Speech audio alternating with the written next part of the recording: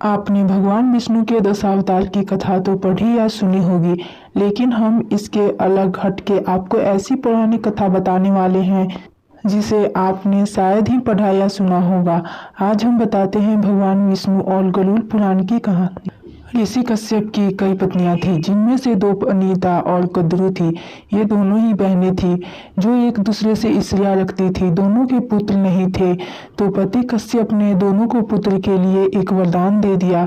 वनिता ने 2 बलशाली पुत्र मांगे, जबकि कद्रू ने 1000 सर्प पुत्र रूप में मांगे, जो कि अंडे के रूप में जन्म लेने वाले थे।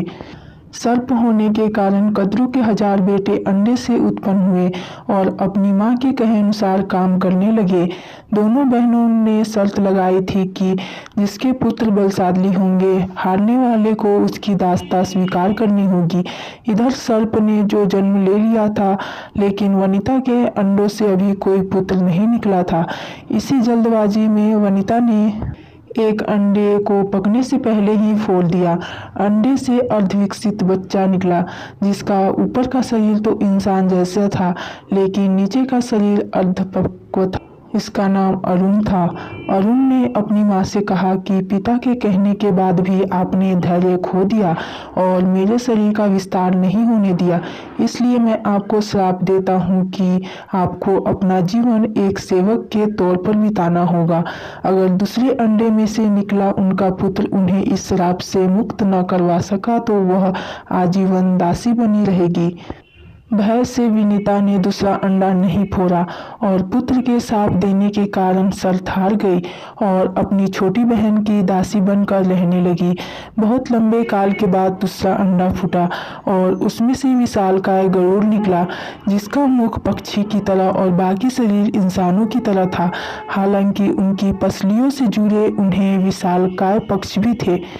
जब गरुड़ को यह पता चला कि उनकी माता तो उनकी बहन ही की दासी है और क्यों है यह भी पता चला, तो उन्होंने अपनी मौसी और सर्पों से इस दासत्व से मुक्ति के लिए उन्होंने शर्त पूछी। सर्पों ने विनीता की दासता को मुक्ति के लिए अमृत मंथन से निकला अमृत मांगा।